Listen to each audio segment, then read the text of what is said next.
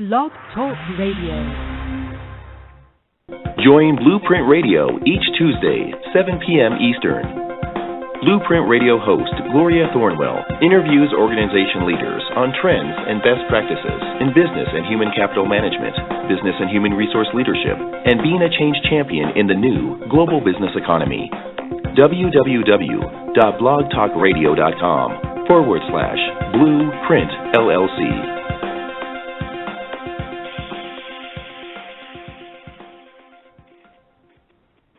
Hi, and welcome to BluPrint Radio.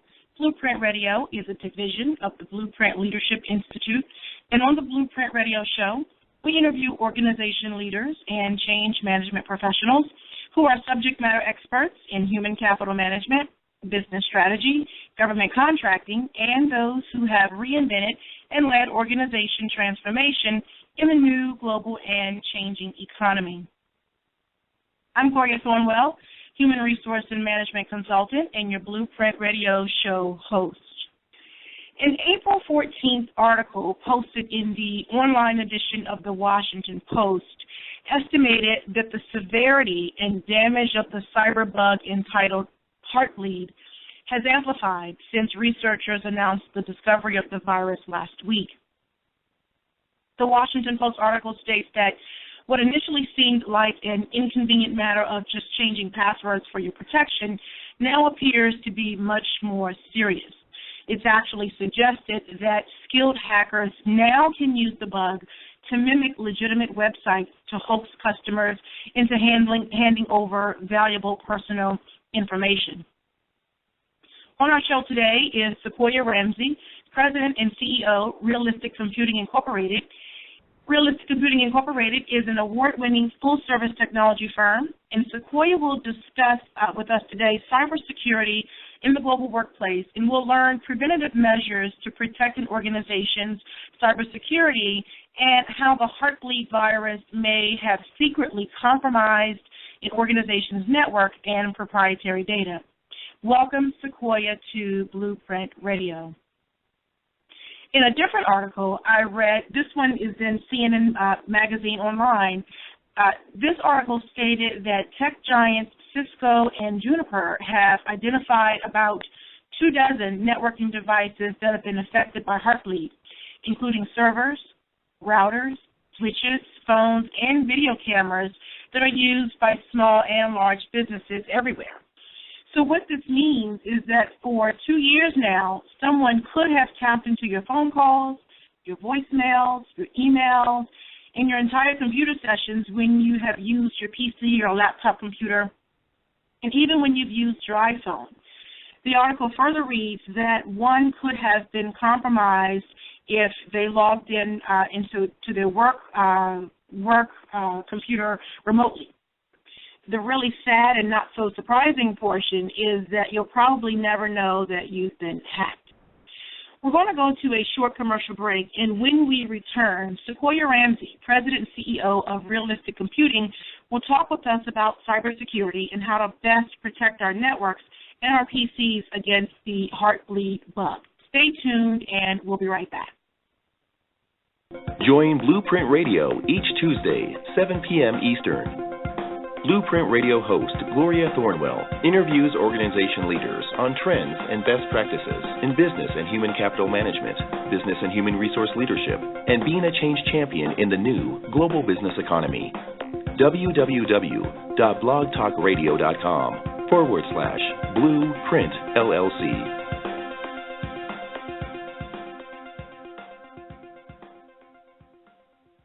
Welcome back to BluPrint Radio. I'm Gloria Thornwell, your BluPrint Radio show host. Our topic today is Heartbleed, Are You Protected? And our guest on our show is Sequoia Ramsey. She's the President and CEO of Realistic Computing Incorporated. Welcome, Sequoia, again to BluPrint Radio. And I want to make sure that you're on the line and you can hear us. Hi, Gloria. Yes, I'm on the line. Thank you for inviting me. Excellent, excellent. Welcome again, Sequoia. So we're going to begin our discussion with a few basics, and then we're going to drill down more specifically into the latest cybersecurity attack, the Heartbleed bug. So, Sequoia, my first question, again, is pretty general in nature, but I think it's important, and that is, can you tell us why viruses and our cybercrimes exist in the first place? Well, great question. And actually, the origin of viruses was an attempt to scam users out of money. And quite frankly, it's sometimes people can wreak havoc on someone else or for acclaim or notoriety. And I want to note that specifically that there are different types of vulnerabilities. And what we do in our company is we provide support services, and we call this malware. And malware is pretty much defined to enclose or encapture all computer viruses, ransomware, worms, Trojan horses, and keyloggers and spyware and all those types of things, which is it's going to be different from defect software, which is legitimate software, but it contains harmful bugs that were not corrected before their release. And so people are then able to take advantage of that particular program or software and make it do things that it wants to do. And so sometimes our malware can then also be disguised in genuine software that is actually good software. And so they're here to exist to really wreak havoc. And now that we're changing our environment to a very electronic one, more and more people are jumping on board. Even though it's for good things, they're jumping on board for the bad side of things and really trying to take advantage of the data that's available today.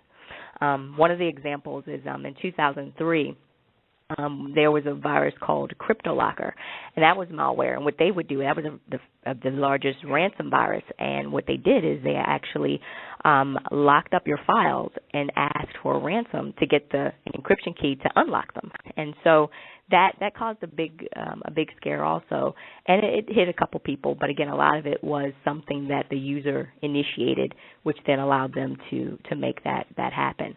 And so a lot of the malware causes these types of problems. It makes it very difficult to track and make it difficult to be able to protect yourself from it. I'll tell you, we live in a pretty ugly world, don't we? So, Sequoia, my next question is, how does an organization or an individual, for that matter, detect a virus on their computer or on the network? Well, Gloria, we actually do this.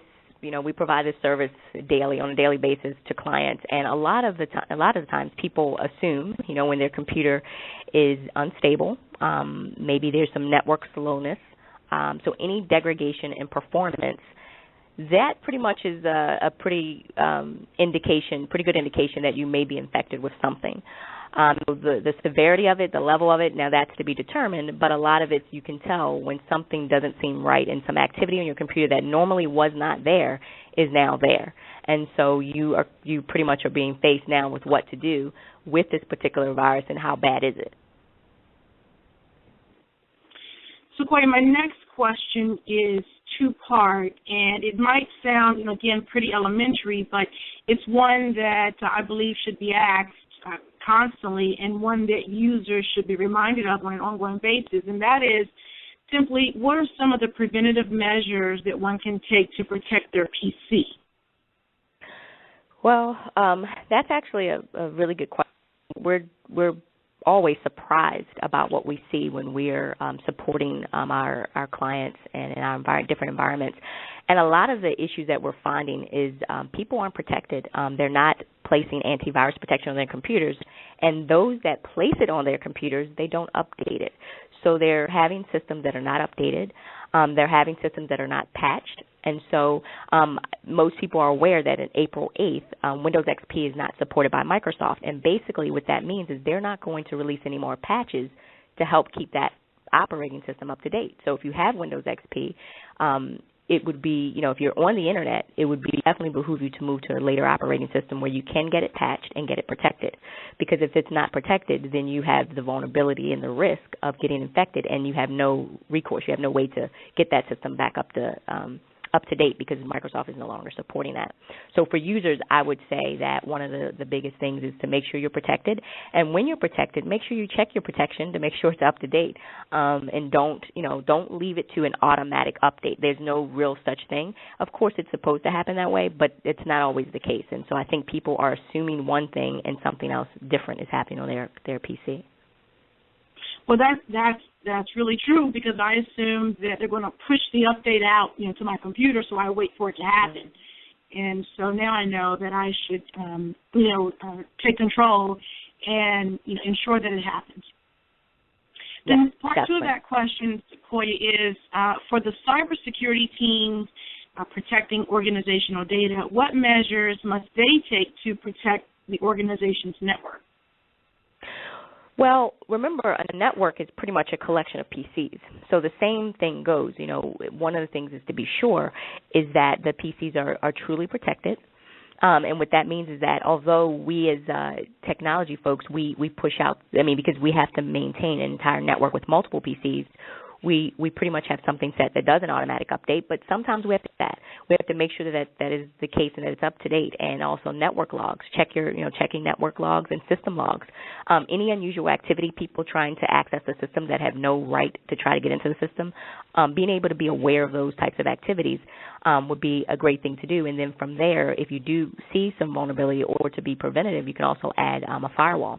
There are firewalls that are available now that have antivirus protection on them. And what that does is protects you from whatever comes from the internet. You have a barrier that you can scan what type of activity is coming to my network before it gets there, and that's what your firewall does. It protects you from the outside internet activity before it gets on your network.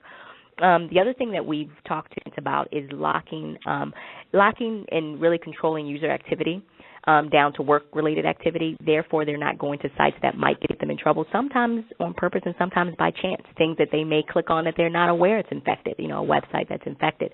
And so when you have protection in place as far as network scanners and antivirus protections that protects the network, you can actually lock the user activity down and also block certain sites that are non-business related that can reduce the amount of them actually going out to sites that may be infected.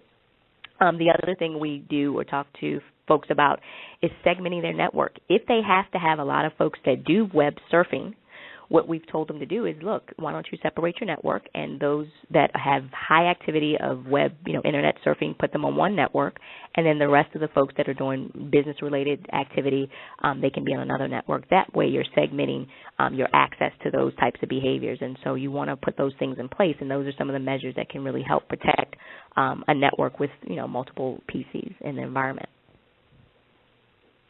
So how does one lose data then as a result of a cyber attack or a cyber virus like the latest one, Heartbleed? How does one lose data? Well, basically, it's all dependent upon what type of malware or virus or activity, that is wreaking havoc on your machine. And so in many cases, we've seen data there, but it's not being any good. So what's happened is the virus actually corrupted the data or decrypted the data where you can't get to it unless they give you something to get to it. And more than likely, they really won't give you anything, and it's just an attempt to, be a ransom or to gain access to your machine or to get access to funds. They just want money, so it's more of a money thing than anything. And so you can lose data through that. Most of the virus activity, a good percent, if you really look at the numbers, most of it is viruses and really just wreaking havoc, and it's really driving people crazy as far as the stability of the machine and the performance. That's a big one. We get a lot of calls from just systems not acting properly and functioning properly as they should, and usually that's an infection. And so that's not losing your data, but it's losing productivity because now your machine is moving at a slower pace. So. Wow.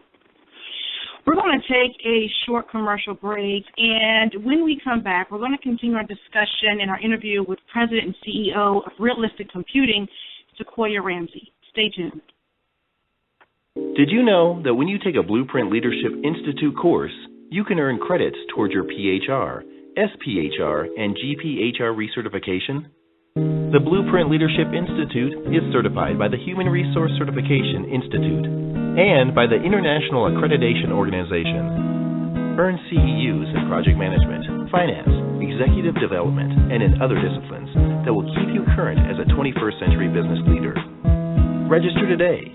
www.blueprint-llc.com. Welcome back to BluPrint Radio. I'm Gloria Thornwell, your BluPrint Radio show host. Our topic today is Heartbleed Are You Protected? We have as our special and featured guest Sequoia Ramsey, President and CEO of Realistic Computing Incorporated. Sequoia, we've talked a bit about cybersecurity and bugs and viruses in general, but now I want to dive a little bit more deeply and talk specifically about the newest cyber bug, Heartbleed. Can you explain to our listeners what damage, exactly in terms of compromising proprietary data can this particular bug do to an organization's network and even to an individual PC or individual laptop?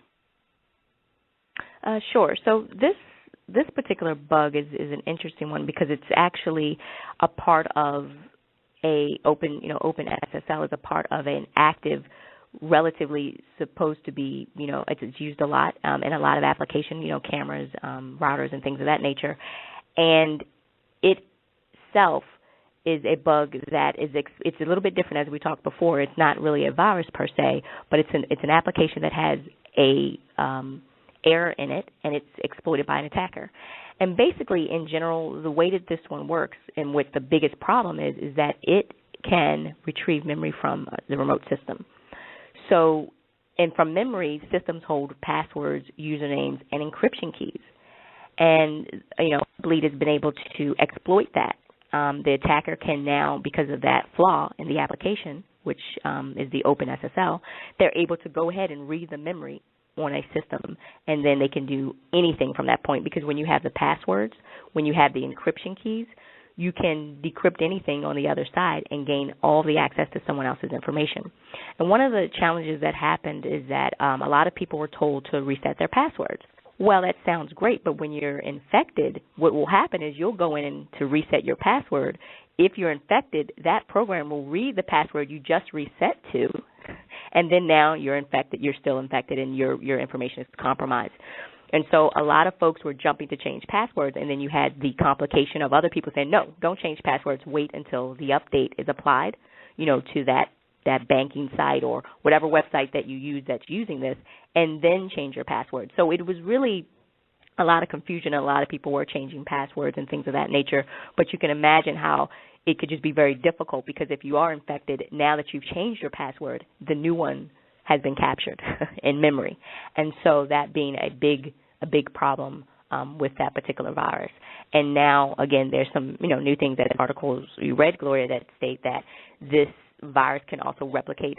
It could look like a real website, and yet it's not. It could be a real website and be infected, and its SSL that's supposed to protect you now is actually reading the information that you're keying in and using that for whatever they want to use it for. If you have passwords and access to people's information, there's an unlimited amount of damage you can do, and that lies the problem.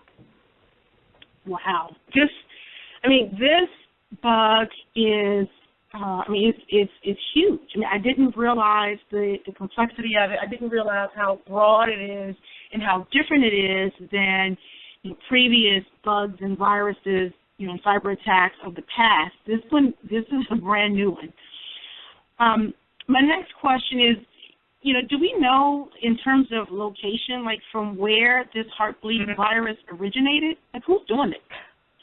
Well, here's the thing. Remember, this is more so of a bug. It's a flaw in the application. So the damage is in the information that you can collect from this flaw.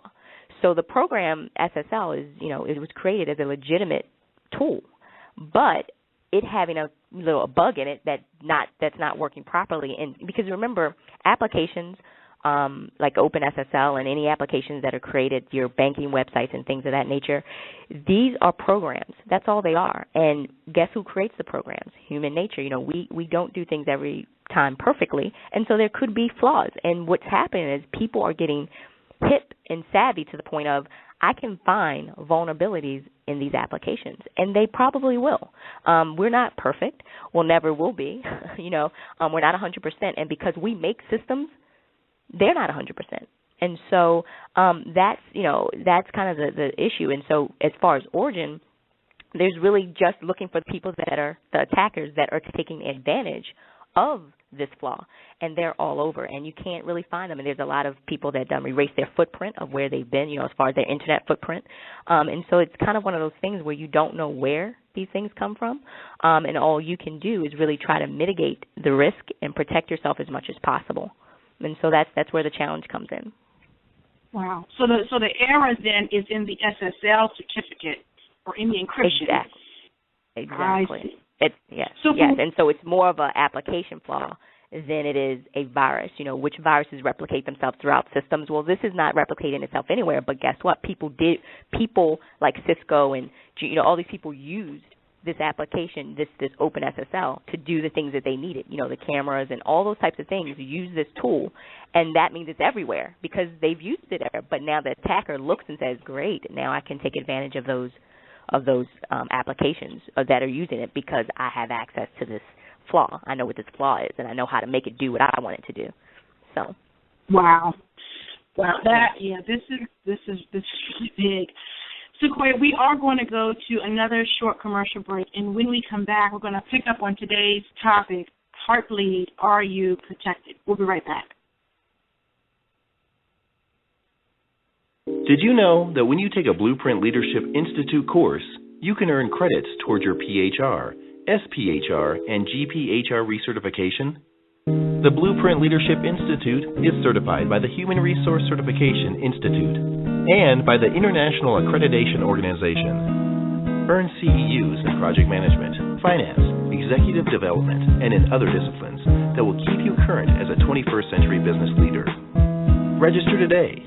www.blueprint-llc.com. Welcome back to BluPrint Radio. Our discussion today is cybersecurity and the Heartbleed bug. I'm Gloria Thornwell, radio show host. Our expert today is Sequoia Ramsey, President and CEO of Realistic Computing Incorporated. Sequoia, the Heartbleed, I think you mentioned it's more of a bug versus a virus, will be, or it is rather, a monster of bugs for which to identify a fix, if there is a fix. And I read in another article that the bug, as you mentioned, has the ability to steal security certificates that verify that a website is genuine. And so, frankly, it could devastate the systems designed to keep the Internet trustworthy, SSL certificates.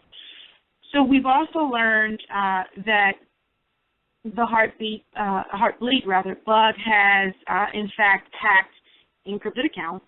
We've talked about that. But if that's the case, how can encryption then or SSL certificates be made more safe? Well, that is a good question. And that's what we always have to go back to is how to make things safer, because we can't always be 100%, and that's where it becomes much of a challenge. And remember, the process of encryption is really the process of encoding a message, messages in a way that only the authorized parties can read it, right? So when Heartbleed came out, if now I'm unauthorized but I can still read it, that's, I've got the key to unlock the other side. And that's what's happening with Heartbleed. They're able to gather in memory encryption and then do something with that to then unlock the door on the other side, because now they have the two pieces of information to let the system talk to me, because now I know the code. So encryption doesn't really, prevent hacking, but it reduces the likelihood, because if I have a key on one side and I can only get in if I have it, that's the point. But if somebody steals the key, you're right. I mean, we're in. And so there lies the issue with Heartbleed, is that people are able to get those things. And so one of the things is that the Heartbleed fix is really a patch to the OpenSSL that then shuts down that ability for Heartbleed to be attacked. Okay, so that's how you would deal with that. And so those sites and those vendors that have used the OpenSSL version that is infected or that's a flaw have patched those so that now you don't get this vulnerability. And so everybody as of April 14th or April 13th, have really patched and updated their systems, and we really have gotten the numbers down as far as the future infections. What have people gathered so far? It's unknown. As you said, Gloria, it's kind of, we don't know if we've been hacked. I mean, because you could use these passwords at any point in time you want to, but that was the point of changing them, and so they shouldn't work anymore. We should have created new keys, which most people have done, and if depending on your site, you may have to reset your password. You know, if you're at a banking site, they may send some new processes where you have to reset everything, and so therefore you've created new keys, and so they don't have access to that anymore. And so that's sort of how that works as far as encryption. But it's you're right, it does not really prevent it from happening. We're just trying to reduce the likelihood of it happening. So what about cloud-based systems? Are those, or cloud-based programs rather, are they vulnerable as well? And what can organizations do, in particular small companies who have limited budgets, what can they do to protect their networks, their PCs, and their cloud accounts? Well, that's a good question about cloud. And supposedly the game plan is this. Cloud is supposed to allow you to alleviate a lot of the, especially for small businesses, a lot of the work that you do and to give that to a larger entity. So, for instance, with Office 365, which is a cloud-based solution for email, you now no longer have to worry about managing your email per se. That's managed by Microsoft, and so it's a larger organization that's able to then be responsible for the patches, the updates, the new releases. They're going to do that so that every time you log into the cloud application, it's already patched and updated for you. You don't have to worry about it. And so a lot of small businesses could consider that as some opportunity where they're not now responsible for their own email and making sure that's protected, but they have this cloud-based solution that could actually do that for them. And so those are some things to think about. But at the same time, then we leave it up to the responsibility of the cloud vendors to make sure that we are patched and up to date. And so those vulnerabilities then pass on to the responsibility of that vendor instead of the small business. And so that's something that can definitely be done to help protect small businesses and again, alleviate you from having to be responsible for such a hefty task that changes on a regular basis. There's nothing that stays the same. It always changes. And so there's always a new vulnerability on the horizon. Wow. This has been a very, very enlightening discussion and interview today. And Sequoia, I want to thank you so much for joining our show. But we have a couple minutes left, and I want to ask you, is there any else that our listening audience should know? Are there any URLs or any services that perhaps Realistic Computing offers to help guard against cyber attacks? Definitely. We actually have you can Twitter us at RCI Help Desk. And if you go to that Twitter, we have a couple links for BluPrint listeners where you can get information on Heartbleed, how to scan websites before you go to them to make sure they're not infected. And so we have those tools up there that will be available. But just as a word of advice for listeners, what you want to do is be proactive. You know, you want to keep your systems up to date. You want to follow some basic principles. And honestly, a lot of people don't have it, but you really need to put an IT budget, no matter how large or small, together so that you have in your budget a consideration for technology, because it's one of those things where all your work revolves around it, so you've got to protect it. But you have to make it a priority, whether you also do minimum or annual checkups on your networks, your systems, to make sure you are protected, because sometimes there's an assumption that actually when something happens, you're surprised that it's not what you thought it was. And so what we do for clients is we do some annual checkups, and so we can do that for clients also. So we'll leave our information on the Twitter account also, and you can also reach us if you need additional information about how to do those things. But we will post some links that are of good use that could help you through either clearing out a virus or also protecting from future virus attacks. Excellent. We're going to post that to our website as well. And thank you again, Sequoia Ramsey, President and CEO, Realistic Computing Incorporated. We've learned a great bit about cybersecurity, cyber attacks, and specifically the Heartbleed bug and how to best protect our PCs, our networks, and the value of a cloud account. Sequoia, again, we want to thank you again for joining BluPrint Radio and prepping our listening audience for cyber attack preparedness. To learn more about BluPrint, visit us at www.bluprint-llc.com. That's www.bluprint-llc.com. Thank you for joining BluPrint Radio. We hope you would join us each Tuesday, 7 p.m. Eastern. Until next time. Join BluPrint Radio each Tuesday, 7 p.m. Eastern. BluPrint Radio host Gloria Thornwell interviews organization leaders on trends and best practices in business and human capital management, business and human resource leadership, and being a change champion in the new global business economy. www.blogtalkradio.com/BluPrint LLC.